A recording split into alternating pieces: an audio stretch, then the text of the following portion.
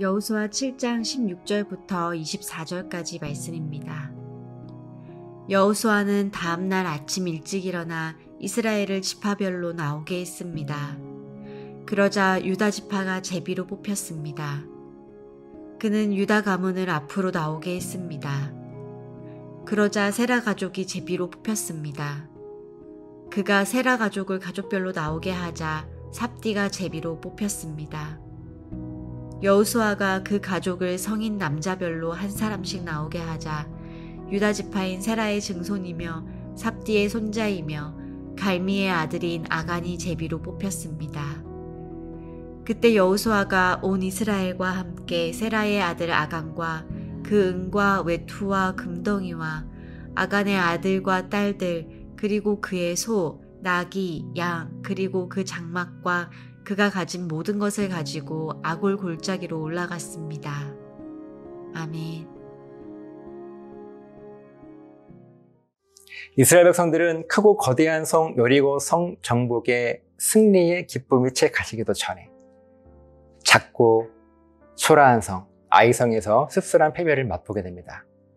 하나님께서는 이스라엘 백성들 가운데 하나님의 명령에 순종하지 못한 한 사람이 있었기 때문에 패배한 것이라고 말씀하셨습니다. 이제 그 한 사람을 찾아냅니다. 16절 말씀을 보면 여호수아는 아침 일찍 일어나 이스라엘의 모든 지파별로 나오게 했습니다. 그리고는 한 사람 한 사람에게 누가 하나님의 명령에 순종하지 못하고 진멸해야 할 것을 몰래 숨겼는지를 조사하거나 묻지 않습니다. 하나님은 이들에게 제비를 뽑으라고 명령하셨고 하나님의 명령대로 여호수아는 첫 번째 제비를 뽑았는데 유다 지파가 제비로 뽑혔습니다. 17절 말씀을 보면 제비 뽑힌 유다 지파를 앞으로 나오게 한 후에 다시 제비를 뽑습니다. 이번에는 세라 가족의 제비로 뽑혔습니다. 또다시 세라 가족들 가운데 제비를 뽑았는데 삽디가 제비로 뽑혔습니다. 한 겹 한 겹 덮개가 벗겨지듯 점점 좁혀집니다. 18절 말씀을 보면 삽디 가족 가운데 제비를 뽑았는데 마지막으로 제비로 뽑힌 한 사람이 누구인가 하면 유다 지파에 속한 세라 가족 가운데 삽디의 손자이며 갈미의 아들인 아간이 마침내 제비로 뽑혔습니다. 제비를 뽑는 가운데 아간은 무슨 생각을 했을까요? 이렇게 많은 사람들 가운데 제비를 뽑는다고 설마 자기는 뽑히지 않을 것이라고 생각했을 것입니다. 분명한 것은 제비 뽑기 방법은 하나님께서 명령하신 것입니다. 하나님은 아간이 자기의 창고에 숨긴 은과 금 그리고 외투에 대하여 이미 알고 계셨습니다. 어쩌면 제비를 뽑는 가운데 아간이 스스로 자기의 죄를 고백하기를 하나님은 기다려주셨는지도 모릅니다. 아간에게는 스스로 자기의 죄를 고백할 시간이 충분히 있었습니다. 하지만 아간은 끝까지 침묵합니다. 죄의 드러남은 결국 심판이 아니라 회개의 마지막 기회였는데 그 기회를 아간은 놓친 것입니다. 살아계신 하나님은 우리의 모든 은밀함을 아십니다. 하지만 동시에 그분이 살아계시기 때문에 죄의 드러남은 우리를 살리기 원하시는 하나님의 은혜인데 아간은 하나님의 이 은혜를 결국 붙잡지 못했습니다. 24절 말씀을 보면 아간은 결국 자기에게 속한 모든 것과 함께 아골 골짜기에서 불로 태워져 사라지게 됩니다. 우리가 붙들며 죽음이 되는 것들을 하나님께 맡기지 못하고 나의 창고에 넣어두는 순간 죽음은 이미 우리의 삶이 시작됩니다. 그렇기 때문에 하나님은 우리의 삶 속에 죽음이라고 말할 수 있는 모든 것들을 불로 태우라고 말씀하세요. 당연히 아프죠. 당연히 고통스럽습니다. 그러나 이 고통과 아픔은 죽음이 아니라 새로운 생명으로 가는 통로가 되는 것입니다. 이 제비뽑기 방식이 우연처럼 보였겠지만 우리 하나님께서 살아계시기 때문에 우리들에게 우연이란 결코 없습니다. 우연처럼 보이는 제비뽑기도 살아계신 하나님께서 주관하시는 거예요. 그렇기 때문에 우리는 하나님 앞에 그 어떤 것도 숨길 수 없습니다.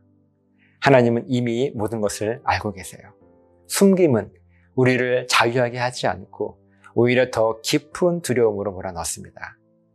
그렇기 때문에 우리 삶 속에 하나님 앞에서 태워 없애버려야 할 것은 반드시 태워 없애버려야 합니다. 나의 창고 안에 숨겨진 은밀한 것들을 모두 꺼내서 하나님께 드립시다.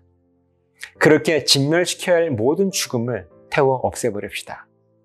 우리 하나님은 살아계시기 때문에 우리가 감추고 있는 모든 것들은 결국은 드러나게 됩니다. 동시에 하나님께서 살아계시기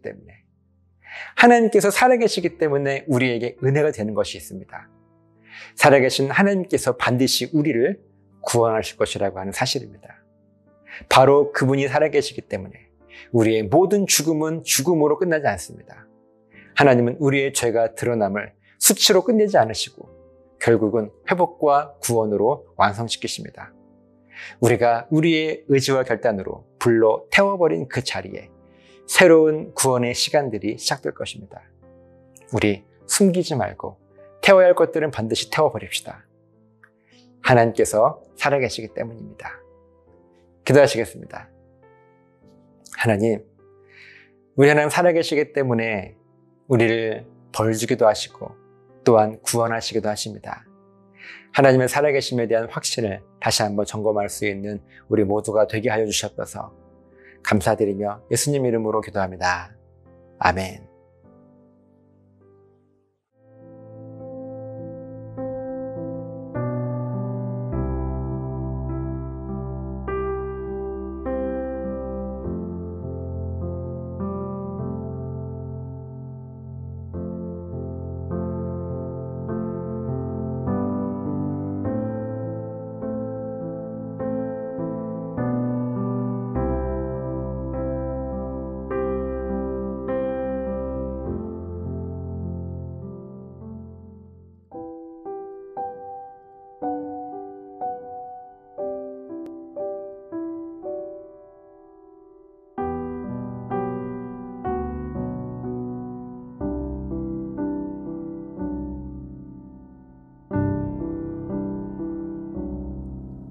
고난 중에 주음성 들을 수 없다 해도 참된 진리 되신 주 나는 붙드네.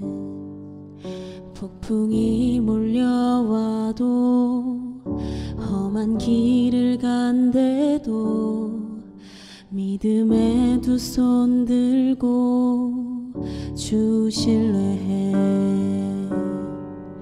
내게 행하신 그 놀라운 일, 생명 주신 주를 기억하네.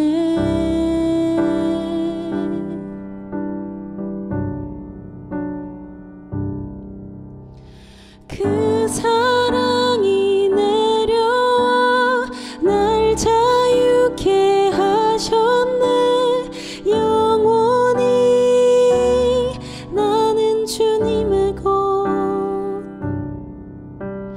산과 골짜기에서 내 영혼 노래하네. 영원히 나는 주님의 것.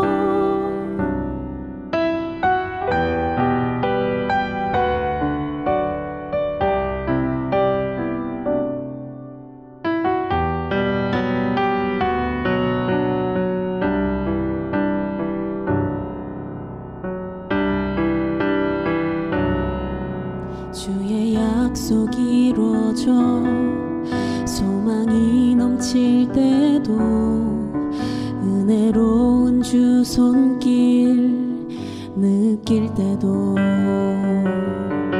주를 향한 갈망과 겸손한 마음으로 믿음의 두 손 들고 주 찬양해. 내게 행하신 그 놀라운 일, 생명 주신 주를 기억하네.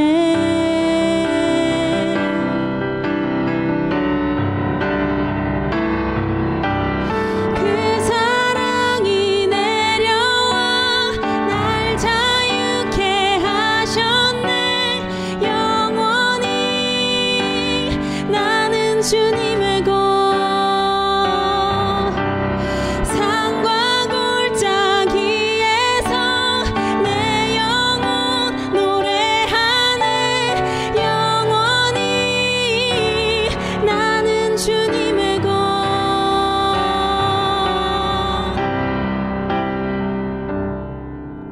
고난 중에 주음성 들을 수 없다 해도 참된 진리 되신 주 나는 붙드네. 폭풍이 몰려와도 험한 길을 간대도 믿음의 두 손 들고 주 신뢰해.